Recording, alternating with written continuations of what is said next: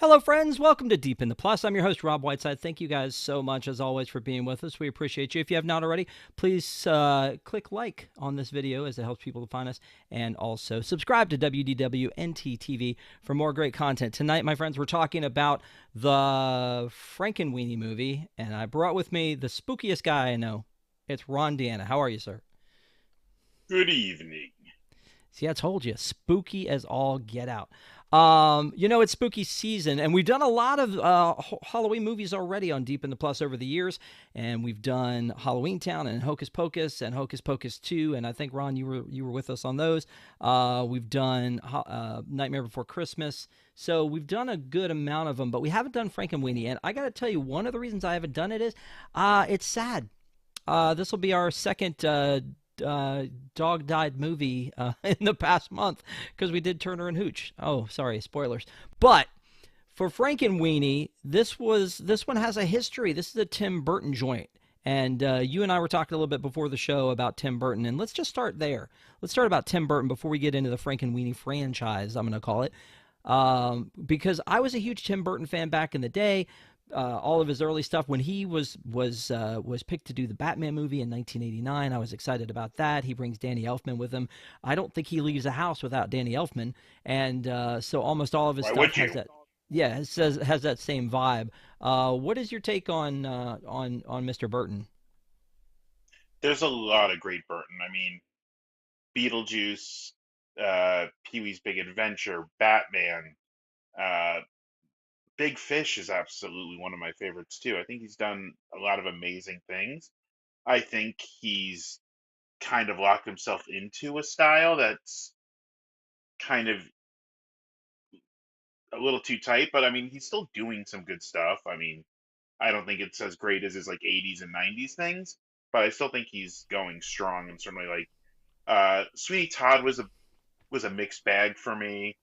Um, I think there was a lot of good things in there, uh, and I think like one of his choices was putting letting Helena Bonham Carter. Not that she can't sing. I think singing in that accent just made her completely, and that was appeasing his wife at the time, right? So Yeah. Well, let me just say Dumbo. Let me just put that out there. What did you think of I have Dumbo? not watched it. I have not watched Really? most of the live action remakes. I Okay. just kind of, I think Beauty and the Beast and Lion King might have been the only ones I've seen. Gotcha. Well, so in general, Tim Burton, I loved his vibe, his wackiness, the quirkiness, but when he teams up with his same old partners like Johnny Depp and Helen Bottom Carter, it's fun. It's a fun time. But with this movie in particular, he did a live action version of this movie in 1984, I think, and it was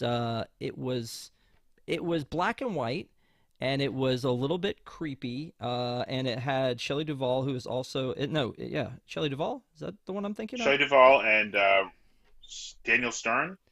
Yes. So the original Frankenweenie movie was a 27-minute short done in live action and in black and white. And it's usually the opposite. I feel like that the short is usually an animated, and then when we go to full length, we go live action, and it's the opposite here. And it's very rare that somebody would go and redo their own source material. I mean, that's weird too. But when you go through, and we have watched both of these to prepare for this, but we're going to talk about the live action. I mean, the full length animated feature in stop motion, not the live action. But we'll refer back and forth to them because they are very similar. There's a lot of sort of shot for shot stuff that they did between the two. Which one did you watch first when you went back to watch this? Did you watch the Uh, animated or the live action? I watched the animated first, and there were things I thought were referencing other movies of his that I realized were referencing right back to the short. Right. Like during the when he's creating Frankenweenie, when he's bringing Sparky back to life, uh, there's the little reindeer that light up. I thought that was a reference back to Nightmare, but that was in the original too. Yeah. And I mean, I guess he was an animator with Disney in the early '80s. Uh, he left around that '84 period, and that's when right before he blew up and became a live action director. So it makes sense he wanted to do something live action. but Disney, and Disney pushed them away with it. They delayed it. It was supposed to open with Jungle Book in the summer, but it was pushed back to open with these are the re-releases. Obviously, it was supposed to open with the re-release of Jungle Book, then went to the re-release of Pinocchio, and then they just kind of locked it away for what, 8 years, I think, or so. Yeah, and again, it's very bizarre and also sad. It's the same story, and the basic story of this is that little boy Victor Frankenstein, weird, has a dog, and his name is Sparky, and Sparky gets hit by a car, and then he brings him back to life, and then it's like what shenanigans happen after that. They're pretty much exactly the same in that way, except for the dog death happens a lot sooner in the live action than it does in the animated. So the animated is stop action. Let's talk about stop action, like stop motion. Stop I motion. How do you feel about stop motion animation? Because my favorite movie, Nightmare Before Christmas, is stop motion, but like it's 2023, computers can do a lot of this, but the idea of that manual like puppetry. Well, when I was watching this, I actually had to go back and double check to see if it was animated, uh, in stop motion or by CG, because the fluidity in this animation, like, even put like Nightmare to shame, in my opinion. Like, this was so well done. It really does feel like a CG thing, and I think it's just an artistic choice. I think it looked gorgeous. I mean, the film was absolutely beautifully done. Um, and that's just a Burton thing, is not that he doesn't have substance, but he's a very style over substance kind of director. Yeah. So yeah, and this seems to be a favorite kind of genre for him is the stop motion, but it's not one we see a lot. We've seen Coraline, Nightmare, James and the Giant Peach, Kubo and the Two Strings. Is that what that one is? Isle The of one that I think Dogs. uh, Leica Studios always does just fantastic. Everything they've done has been great. Box Trolls, all of them. They're Box really Trolls a too. really good studio. It is neat that they mix it up, but again, there's a making of, and if you haven't watched it, it's 24 minutes. It's attached to this movie on Disney Plus, so it's the only extra feature they have on there. But they go through and they show you that going through the armatures and moving every little thing, and it says if you get 2 seconds of animation in a day, it's been a good day. Because they have to do 24 frames per second, and then do that, like every little thing in the scene has to be moved. So again, I can appreciate it as an art form, but also, I mean, and maybe it just gives him the vibe that he wants for what he's doing because it makes it just a touch creepier, especially when you put the whole thing in black and white like this one is. One of the first times I ever went to MGM Studios at the time, they actually had the Nightmare Before Christmas exhibit when you were coming off the backlot tour. And that was just so cool because they had so many of those puppets there, and they're so intricate. It's amazing. Like, they had, I think, a sample of only like a third of the jackheads, just to show how many things it does to have them say like 3 or 4 words. And it was basically like, these are all the heads needed to say Merry Christmas or Happy Halloween or whatever it was like below it or something. Yeah, It this was a making of had a list of like every shot, and this one's an M, and this one's an O, but this one's also an O because an O takes longer to do, and it was just like it was crazy. Jarrett and Chad is talking about the documentary Prop Culture. So Prop Culture was another show that we've never reviewed actually on here, which we probably should. But they go in and they go and retrace all of the props from a movie, and it's some of my favorites. It's Tron and Muppets and Nightmare and Rocketeer. I mean, it's very cool. So they go back in and retrace the steps for Nightmare, and they have all of these huge scenes. Apparently, in this one, they started with Sparky because Sparky is the star of this one. Sparky in the live action is an actual dog. In this one, he's animated so they can bring more expression to life with him. And they started with him for his scale and then had to make everything much bigger because of how small Sparky was. And so they're like 3 foot tall sets that they have, and they're going in and moving each little figure individually. So it's amazing to see. It really is. So the animation is very cool. I don't think there's any question about that. He worked with Henry Selick on a couple of his movies, what Corpse Bride and Nightmare, but not on this one. Henry. Yeah, I mean, he and Selick had some sort of split. I thought because Selick went off and did Monkey Bone, was like his Mm. first like live action direction, which is a very interesting and odd. Brendan Fraser, I think, was the star of that. Um, felt like a very. Do you remember the game like Grim Fandango? Not at all. It fits very much into that kind of weird Day of the Dead comedy horror motif. So, which that very much fits Selick's kind of pattern. So, Yeah. yeah, I think there was some. I don't remember if it was a amicable split or not, but I remember there was a split at some point. Yeah. So he was involved with it. Don Hahn was involved with this one. It's there are a lot of names attached to this one, and we'll get into the cast in a little bit. But it all started from an idea from Tim Burton, is what it says. It was an idea from Tim Burton, and you were talking about watching it and seeing a lot of different references to movies, which I do think there are. But to me, this is Frankenstein meets Pet Cemetery. Like that's exactly what Th- I'm thinking. That's exactly the what Okay. I was saying watching the original. But I mean, it is very more Frankenstein. And I mean, Pet Cemetery, when did that come out? Like the book? Probably not, probably early 80s. The Stephen King I book, mean, yeah, I don't remember when the yeah. movie came out, but Gabe was a freak.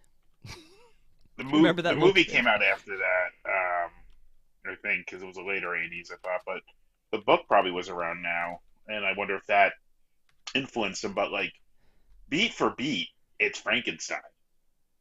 Like, Yeah. it is purely and very heavily influenced on the original Universal Frankenstein feature. Obviously, the design of uh, Sparky and all that very much came straight from the is that Bela Lugosi or not Lon Chaney? Who played? I'm blanking on who played the original Frankenstein. Boris Karloff? Karloff, yes. I was trying to remember the third one. Pet Cemetery, the book was written in 1983. This movie came out in 1984, so it was kind of like one of those things where they were doing this parallel. It almost sounds like, and then the film came out in 1989, the Pet Cemetery film.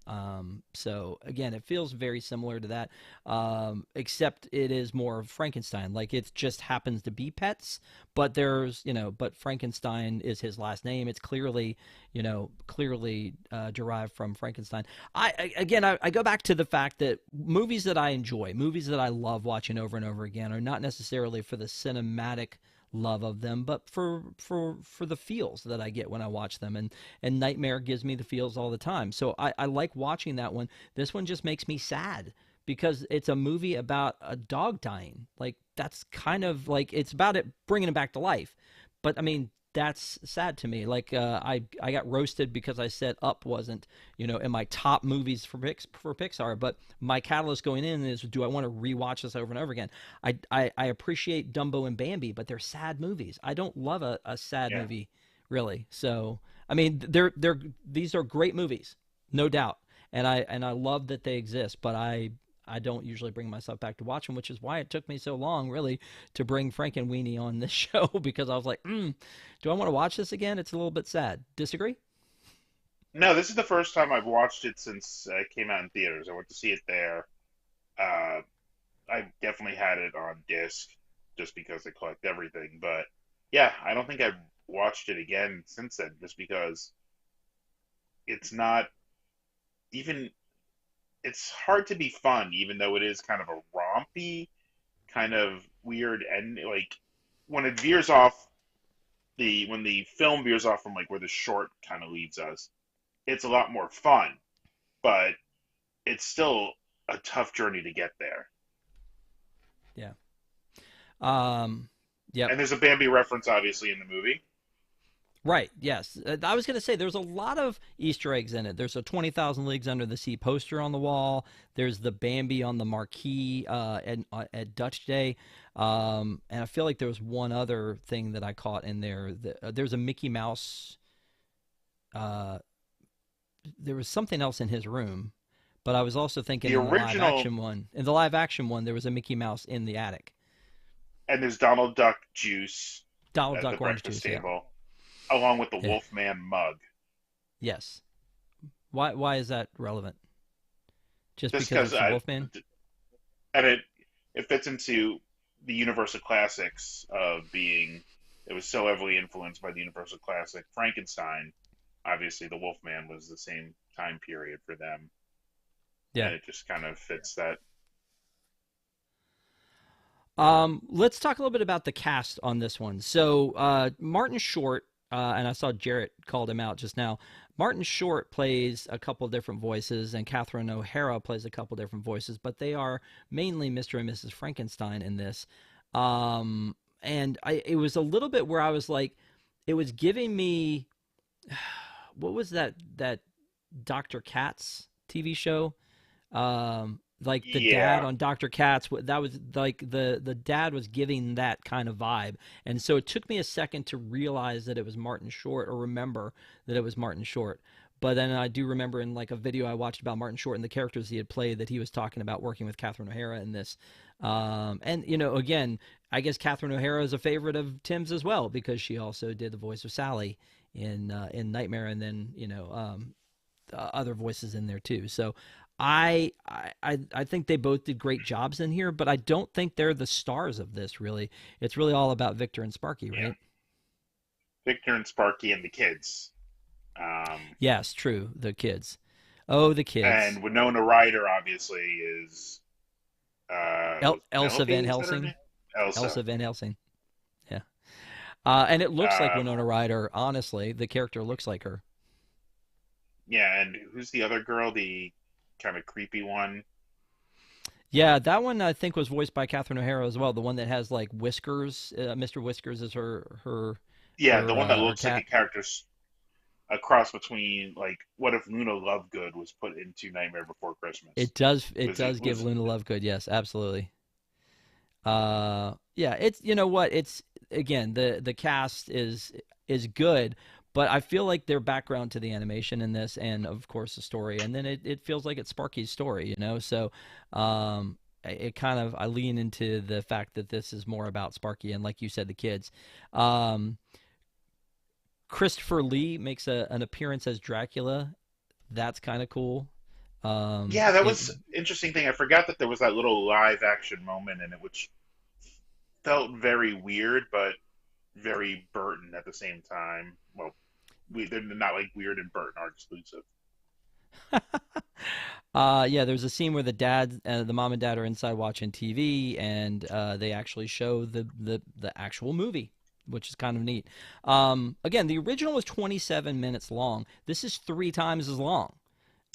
So they really kind of had to stretch it out, and I think where they stretch it out is the part with the kids, where they go in and each of the kids tracks down like their lost pet and tries to bring them back to life. The one kid, Edgar, who is like clearly Igor, is His played name by is Edward Gore. Yeah, yeah. Uh, he creeps me out so much staring at him, like, and he's got this weird vibe where he's like he's kind of a loser, but he's also kind of like evil. Um, yeah, he's a lot. He's a lot. Played by Atticus Schaefer from The Middle, which again was a voice I recognized the voice, but I didn't put it to a face until I like pulled it up afterwards to check on it. I don't even know. I was probably the only one that watched The Middle with Patricia Heaton, but he was the youngest boy, Brick. If you ever watched that. yeah, no, nope, No, no idea. nobody did. Martin Landau was in this one too as the science teacher, and that was kind of a cool thing too. Tom Kenny and D. Bradley Baker, voice geniuses, both of them, and Frank Welker. Frank Welker was Sparky uncredited. Well, So Frank the voice Welker of might be if there's an animal in a movie, it's Frank Welker. He might be, if you like, I think someone said if you really counted him, he probably has the largest box office if you count all of his credits together, because he He just was does the everything. he was the deer that they put in the car in Tommy Boy. Like, do you He's remember that? Like the deer broke out and made all those noises, and then of course he was Abu the monkey, and then of course, he's Scooby Doo movie. Like, I mean he's I think he's Shaggy now too. Like, I feel like he's basically I the entire Scooby Gang it was a because I think he it was one of the commentaries on Futurama, which I really wish they would put the commentaries on as extra features on to like the Simpsons episodes and stuff like that.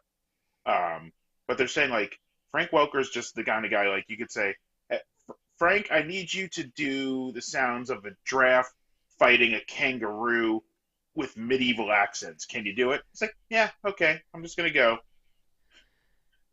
And but that's how he was. He's just amazing. but you don't see him a lot. Like, uh, you know, uh, Corey Burton will make some appearances sometimes. Obviously, like Bill Farmer, a lot of these guys who are really good voices. But I don't know that I've ever seen Frank Welker at any events. Maybe he's just too busy doing every animal in the history of every movie that's ever been. But Yeah, I mean, I've been to events, yeah, where like Billy West, and John DiMaggio are signing together, and just everybody else is there from like the Futurama cast, but Welker kind of things, like New York Comic Con. I remember that. yeah. Um, so again, they took the original movie and they stretch it out, and there's a lot of things that are happening in, you know, in this one that they stretched out more too, like him assembling his invention, which is very similar to the one that he assembles in the Yeah, I yeah in the love live action. how closely they follow some of these models, like the scenes on the roof, the as I said, like having the reindeer, having something going through the fish tank, all of it just really, really cool references. And but it also, like, since it's the same director, it feels less lazy than some of the live action remakes that Disney does that do the same thing, you know? True, true. It was almost like he was making an homage to his original vision rather than trying to shot for shot. But again, you're talking about like The Grinch. The Grinch was a half-hour TV show. It was like a what 20-page book, and then they make it a half-hour TV show, and then they make it like a 2-hour movie with Jim Carrey. So I mean, it has to change when you do that. When you make The Lion King and then you make The Lion King again, it's the same movie. So I don't really feel like And that's right, padding a half hour to a cartoon to make it a 2 hour movie feels like padding. This they added, they took a little bit of the first act and squoze in a whole movie between that first act and the end of the third, and just completely filled it out. I have a Like science question it's for a you. whole different movie. Sure. I have a science question for you. So he lifts him up. He lifts Sparky up into the roof so that he can be hit by lightning, which is Frankenstein. That's exactly Frankenstein and how the monster is made. But yet in his attic or laboratory, if you will, he's got every appliance in the house and like VU meters for some strange reason and everything that's hooked up together to do what? Like what is that electricity doing different from the electricity because he's got to hit lightning to get him like that's where he needs a big bolt of lightning. What is the rest of that electricity doing? Running the equipment. I had the same questions, like when they're at the end of both things, when they're reviving the dog again with jumping with the cars. Where are the rest of those cables? Because they only hook up two to the prongs, and they just leave the others near him. Like that's what I was looking at. I feel like in the live action they actually they took all of them and hooked them up. But You in see the them all come near, but you don't see them hooking up. okay. Yeah, I don't disagree with you. It is a little bit weird, and of course there's a suspension of disbelief that we brought this animal back to life with Right. electricity in the first place. So I think that I have your answer here for this one, which is, if you look at this picture, you can see there's a pile of those clamps all hooked Okay, together in the background. I missed that, but yeah, it was, Yeah. Don't cross Tim Burton on this, man. He will get you every time. Um, so again, after he has been brought back to life, you've already subjected us. Let's talk about that. You've already subjected us to the fact that he was killed. He was brought back to life. He's kind of falling apart a little bit or decomposing. Let's not even address that part because he can't eat or drink because it all just falls through him. And they kill him again at the end. If they hadn't brought him back to life, would you not have been just livid?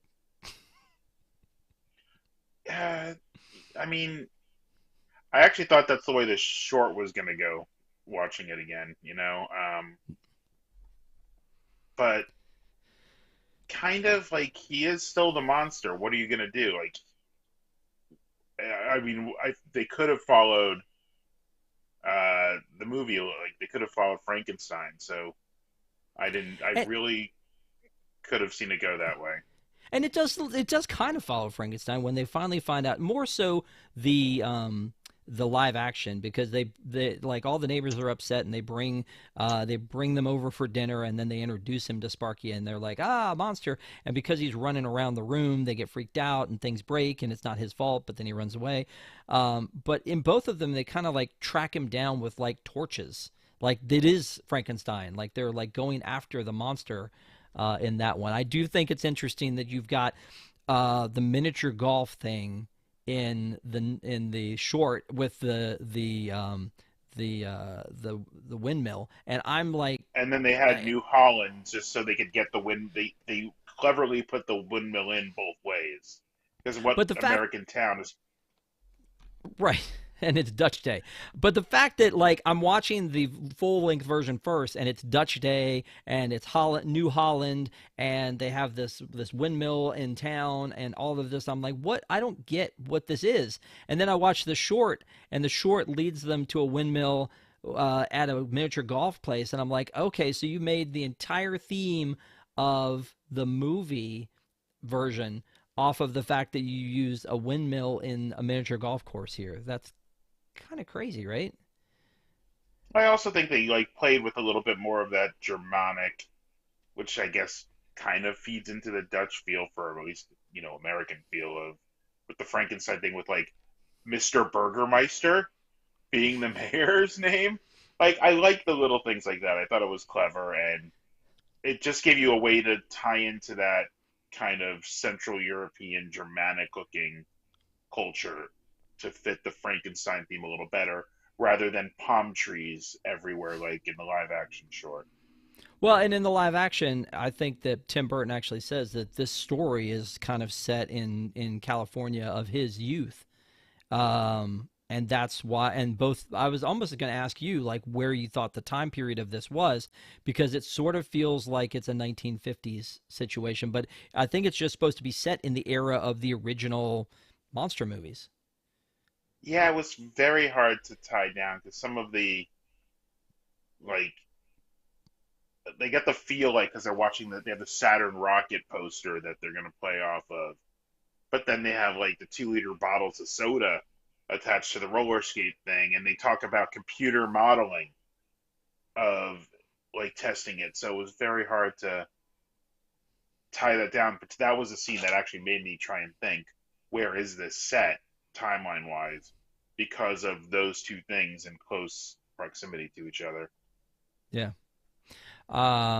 I just, it is interesting that it's almost like specifically in um, you know, a 1940s, 1950s time frame because of the black and white and everything that's happening there. But like you said, there was a lot of modern conveniences, and in the live action version, he has Donald Duck orange juice. So, for what that's worth. Yeah, Um, so let me ask you a question. How many times do you think you've seen this movie? You said you haven't seen it in a while, but now you've watched maybe it. I might have watched it once.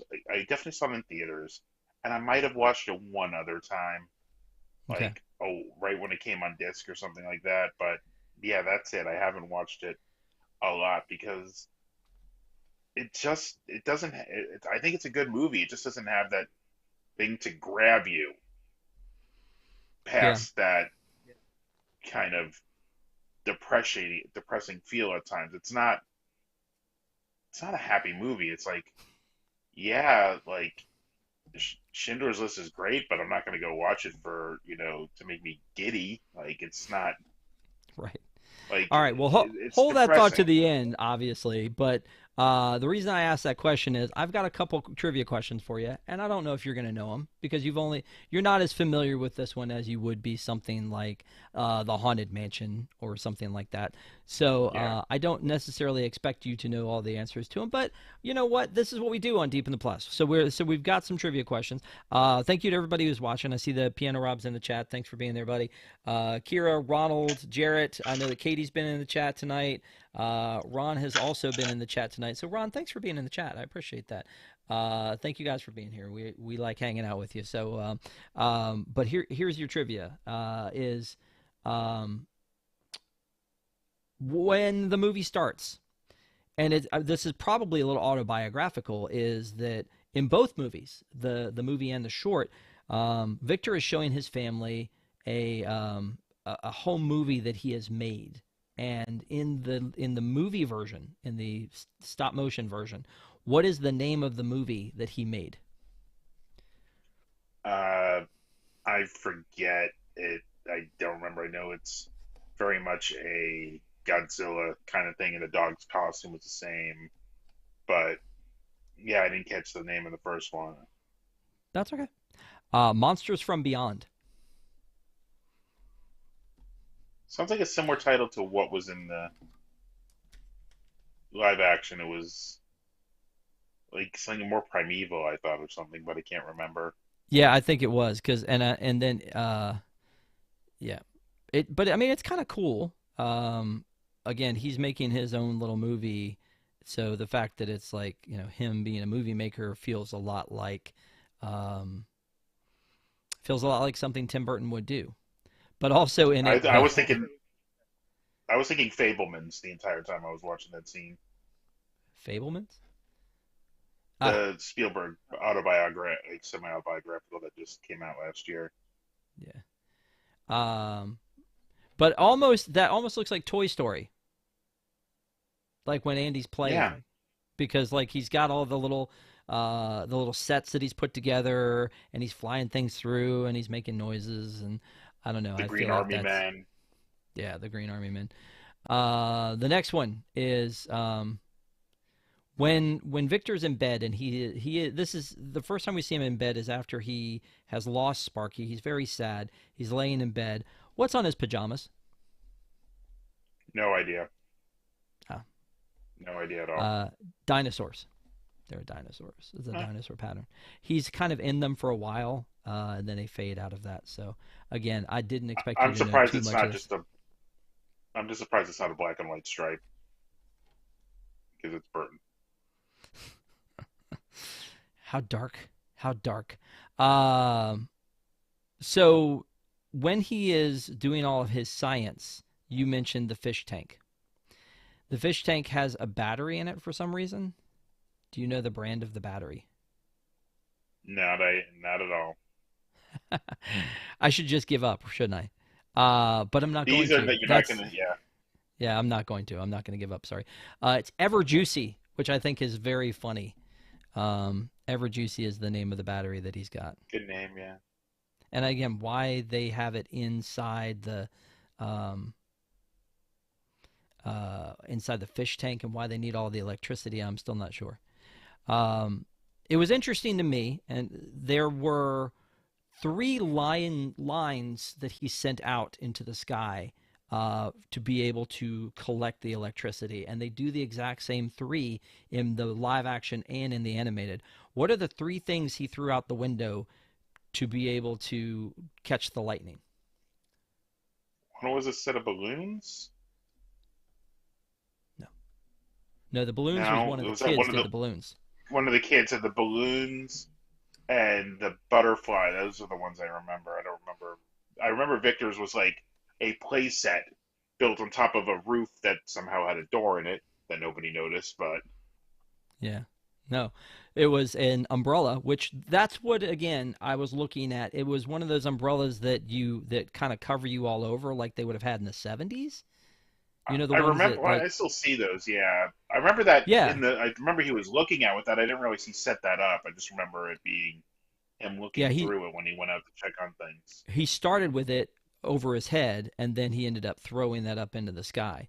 Um, but that was one of the things. But again, that umbrella style is something that is like you were talking about with the 2 liter bottles. It's fiercely out of the time period. I feel like I don't think if this is that 50s vibe that was something that they would have had back then. Is something like that. I could be wrong, but I don't think so. But Uh, I think he does these things specifically to mask a time period. I think adding all these little anachronistic things, it also works really well in all kinds of horror kind of stuff. Did you ever see It Follows? no, but let's talk about this for a second. The kite, a Sorry, yeah. bat, and then there goes the umbrella. So those were the Okay. three things. Yeah. So it follows. Go on.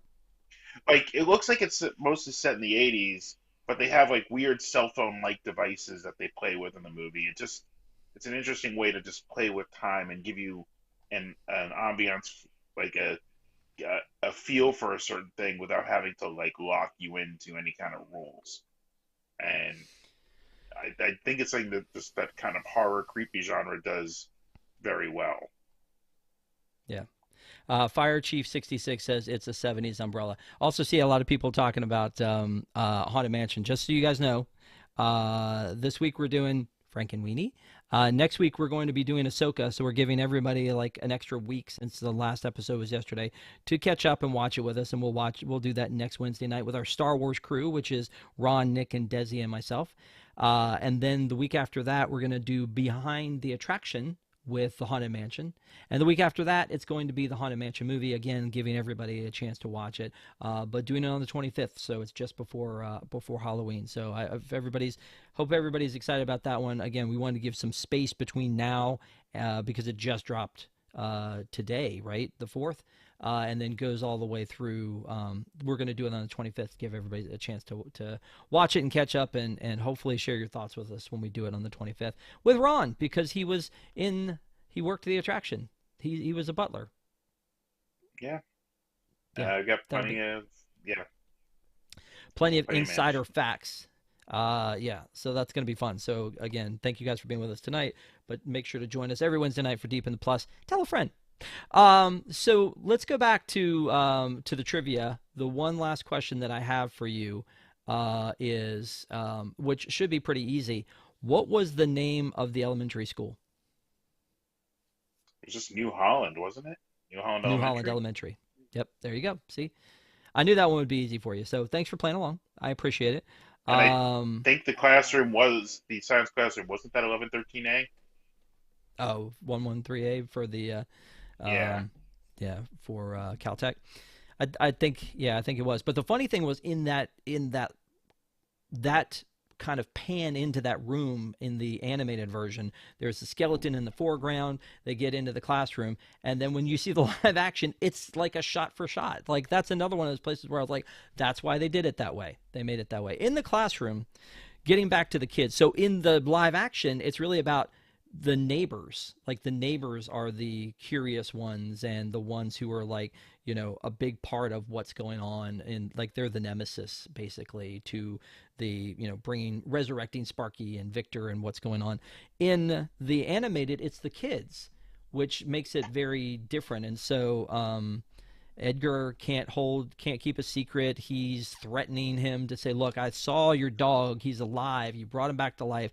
I want you to do that for me so that I can win the science fair."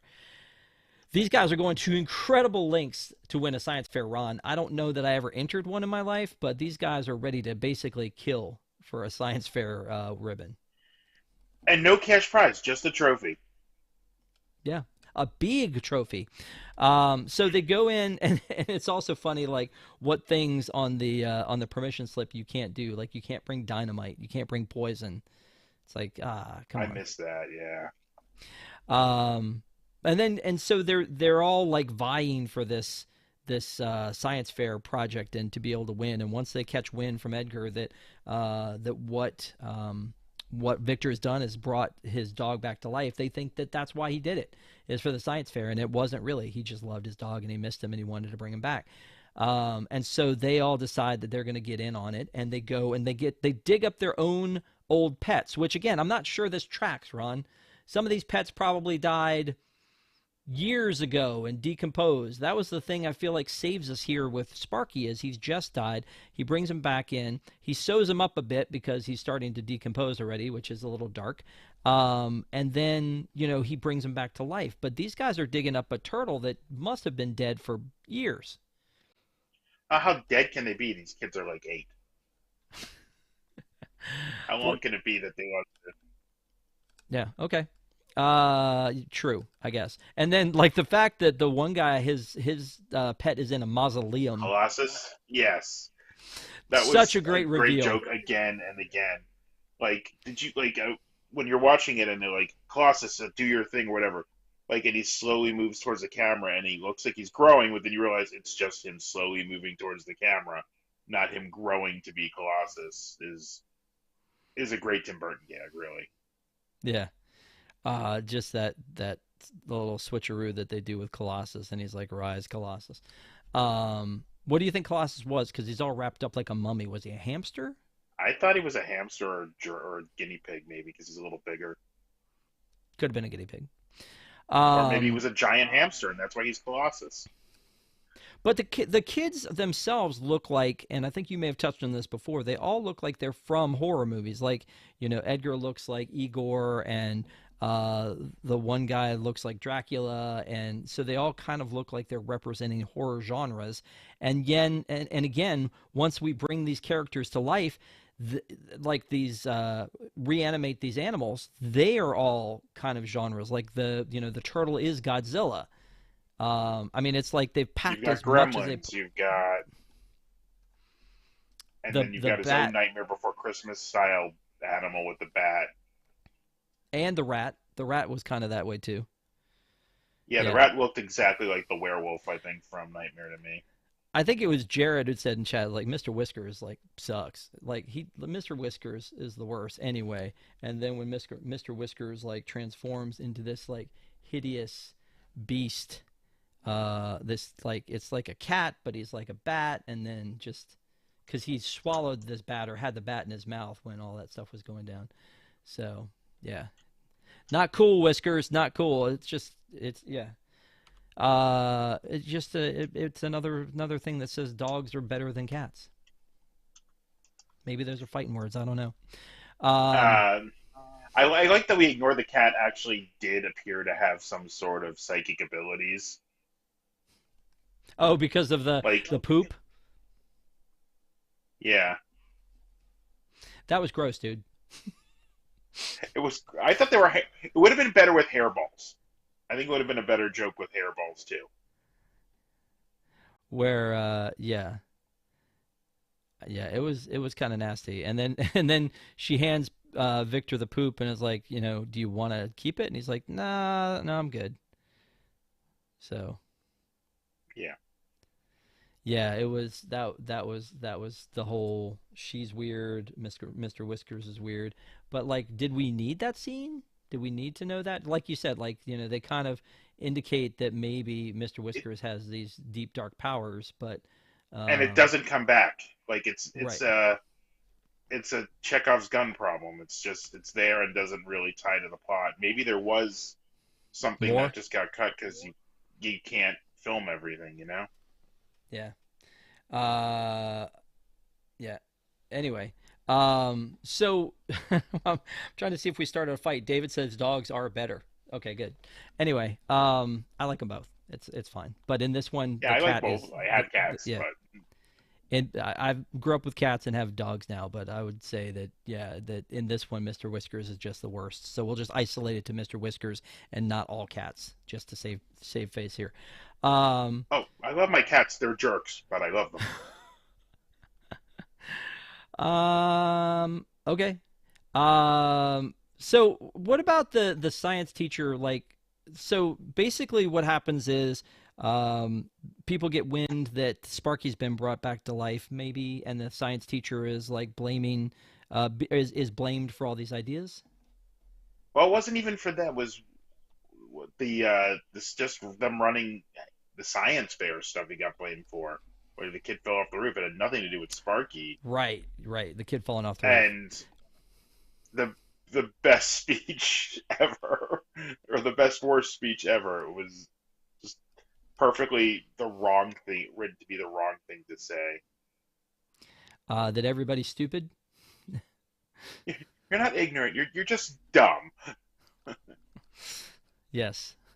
Yeah. But Martin Landau, great job with that role. I feel like that the science fair was the catalyst to why the kids wanted to get in on this thing with it's what kind of extended this to a 90-minute movie, right? It's like that stuff Yeah, that he did with the science fair is why the kids wanted in and they wanted to make their own thing. The sea monkeys thing, where they dump all the sea monkeys in the pool and then he like electrifies the pool. It's interesting that there's a different thing that appears each time because the first time he does it, he brings Sparky back to life. The second time, he makes the fish invisible, but also brings it back to life. And the science teacher talks to him a little bit about that. It's like, what did you do different? Well, I cared about the first experiment. I didn't really want to do the second one. He said you changed the variables. But all of them yeah. doing these This different things, like I get like the miracle grow was laying there with the turtle, and that's why he turned big. I guess why the rat turned into what he turned into. I'm not really sure. Yeah, there was, and the bat and the cat merging together like it was the fly. Um, it just seemed there was a metaphysical element that happened, and we're just going to kind of like ignore. Yeah, and again, I've said this before. It's like suspension of disbelief is a must in movies, but you Yes. have to explain the rules to me as to why things work the way they do. If you tell me that because of the electrical current, that's what's going to bring this dog back to life, suspension of disbelief. If you're like, hey, the reason that this turtle who's been dead for God knows how long turns into a giant Godzilla is because there was miracle grow there. Maybe I catch that. But you're right, like the bat thing with him being in the mouth of Whiskers at the time and then him turning into that. But the Or rat doesn't seem to make any sense. And the oh, you know what? The sea monkeys were almost, you said gremlins, but I feel like they're almost like miniature creatures from the Black Lagoon the way they looked. they might have been, but they acted like the Gremlins to me. That kind of like Yeah, swarm and just going and not really being malicious, more of just being mischievous to an extreme. yeah. And I think even if they wanted to just play that line to, not that he loved Sparky, but that Sparky loved him was the difference. Like it could have made the state of the animals being brought back could have had some effect as the other kids were kind of jerks, so maybe their pets were mistreated or whatever. And like we said, like Mr. Whiskers wasn't the nicest cat, and the fact that he wanted to eat the bat made him, when he became the bat, he wanted to eat everything. Maybe that's what they were going for with that line. Not sure. It was a little bit crazy. There were some little things we talked about the Easter eggs, like the Bambi at the cinema. But there was a lot of little funny jokes that happened very quickly, like the gym teacher climbing the pole to get away from the creatures. I'm like, that's hilarious to me because like gym teachers are always about climbing the rope in gym Yeah, class, and she's climbing the pole. I feel like that was a purposeful joke that they did.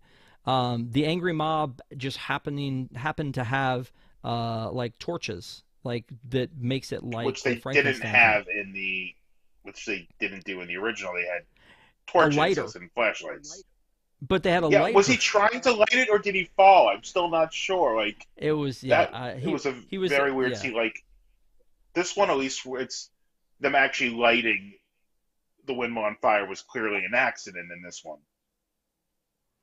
Yeah. Also, like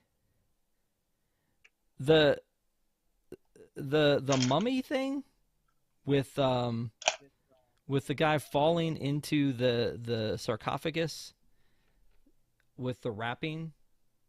That's Yeah. weird, right? Well, he had the mummified pet. I thought that was just going back to that. Gotcha. Um, Maybe, but again, it's an interesting mix of there a lot of little inside jokes as they're going through. So, and I feel like it happens very quickly because it's when they all converge on Dutch Day to attack the town, and the fact that they use the popcorn to get rid of all of the sea monkeys, I thought that was funny. Um, Lure them all into a tent and then blow it up like Jiffy Pop. That was pretty funny. So so when it's all said and done, the townspeople just chase Sparky out of town, but up to the windmill at the end of New Holland. He goes in there really to try to save, to save. Is it Persephone that he's trying to save? I forget. Yeah, um, I was trying to figure out. I was trying to remember my mythology. Persephone is the one that gets dragged into hell and that needs to be saved. Like, is that the?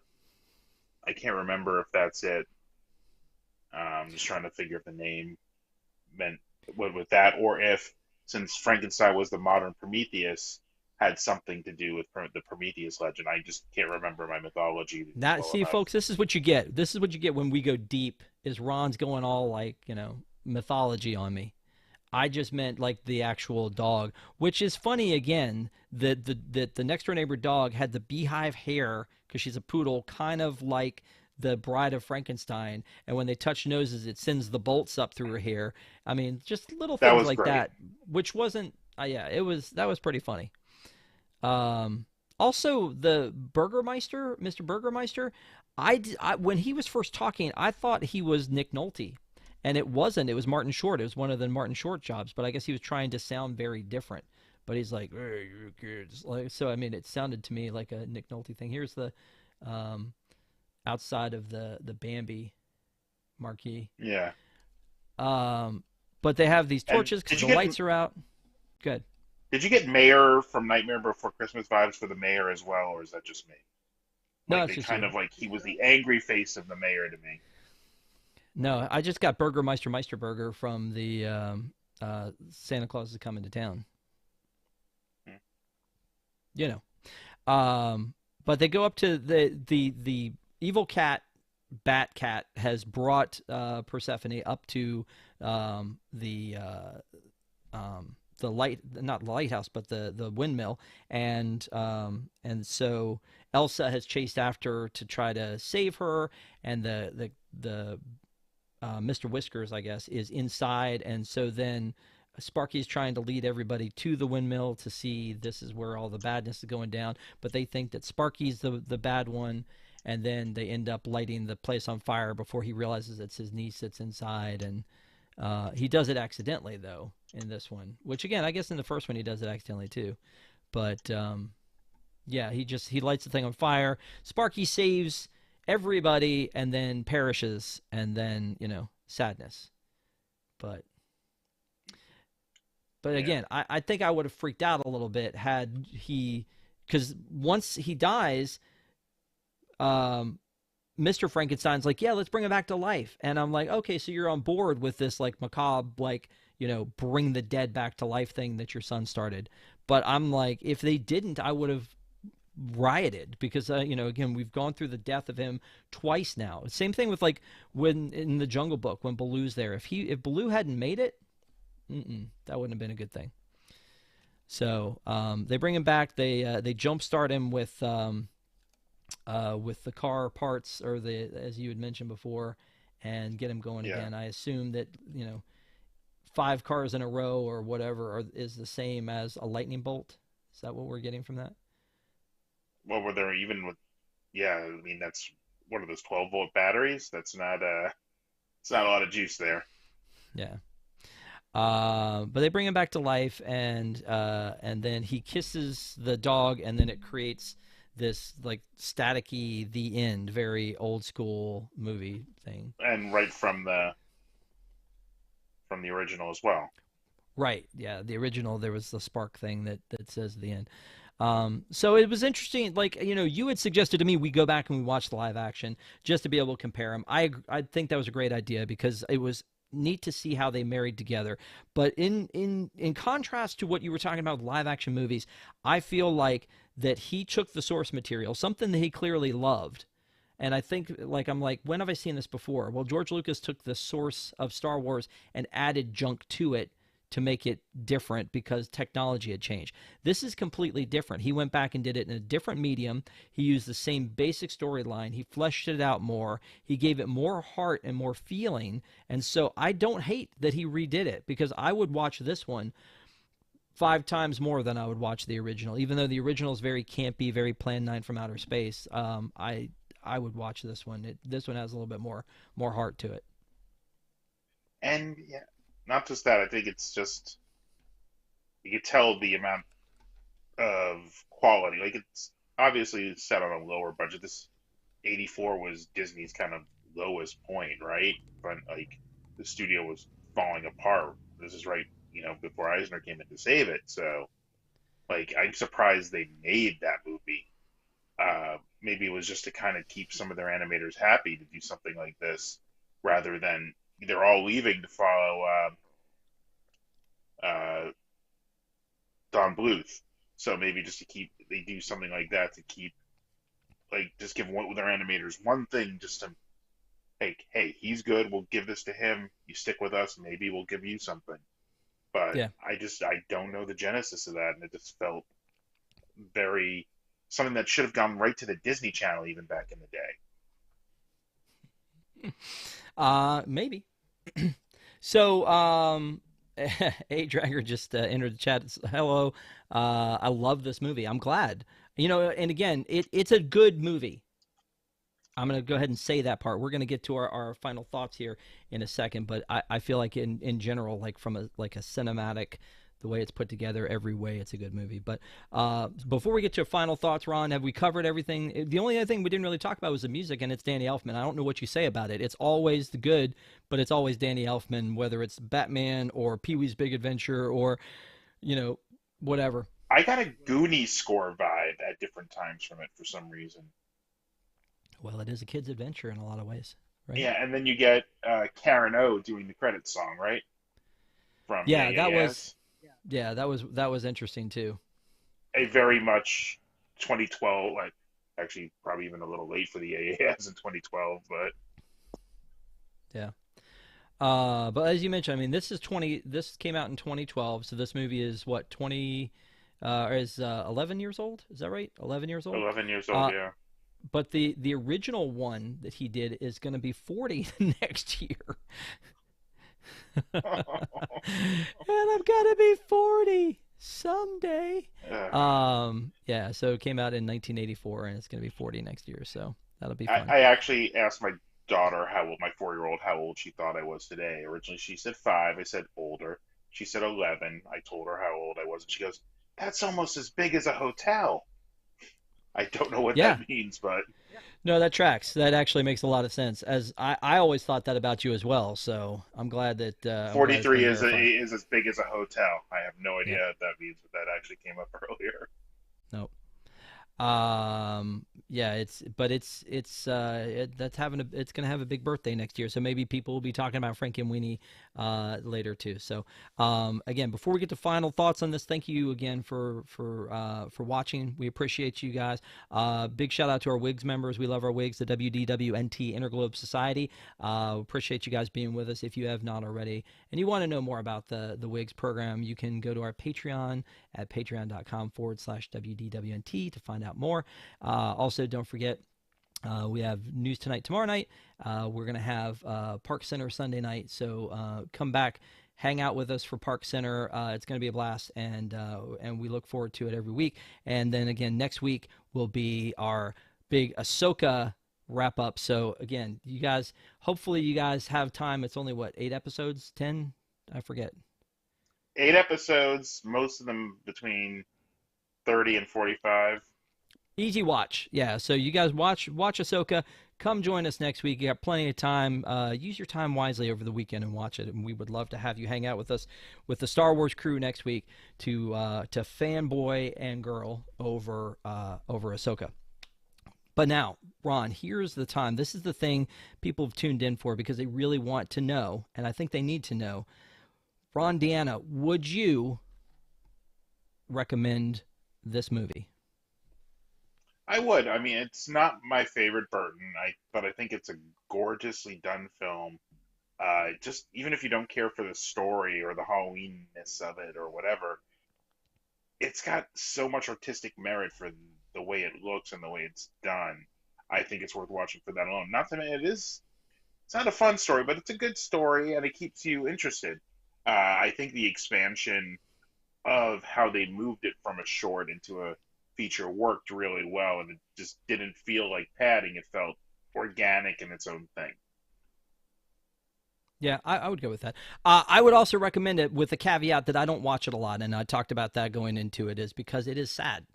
It is a sad movie, but it is a beautifully done movie.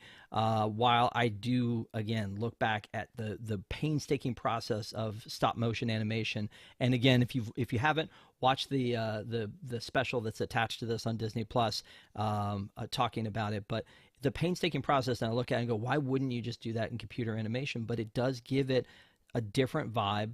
I love seeing this in Nightmare Before Christmas. I love seeing it here. This black and white choice was very interesting to go all black and white for this. And I do think because this was Tim Burton's baby when he first started with the live action version, is I feel like he gave it a lot of care, more so than a lot of things that I've seen more recently from him. So I would definitely recommend it with the caveat that it is, to me, very sad. And so it's hard for me to watch it too many times. But when I do appreciate the art form that this is, and that the story, it has a lot of heart. Sparky he's a good boy. So I'm hoping that everybody else feels the same way. If you don't, let us know in the comments below. We'd love to know. Do you like it? Do you not like it? What did you think? And again, it's spooky season, so we do think that it's the right time of year to recommend something like this. There's a lot of good Halloween stuff on Disney Plus. Like I said, we've done a lot of reviews. You can go back through our catalog on WDWNT TV on our Deep in the Plus playlist. We've done a ton of Halloween stuff that you can go back and look at. But also, before the end of the month is done, we're going to do, as I said, at the end of the month, we're going to do the new Haunted Mansion movie, and then also we're going to do a Behind the Attraction, which is a good series, but just the episode on the Haunted Mansion. So hopefully you guys will join us for that as part of spooky season, but we couldn't get through October without talking about Ahsoka, so that one's next week. Thank you guys again so much. Any final thoughts, Ron? No, it's just good Halloween stuff, and glad that you're doing the content for it. It's always good to have the seasonal things going in.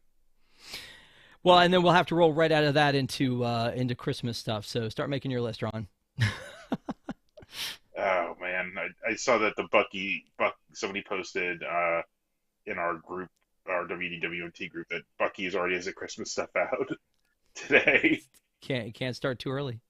All right. Thank you guys again so much. Have a great day. Have a great week, and we'll see you next time.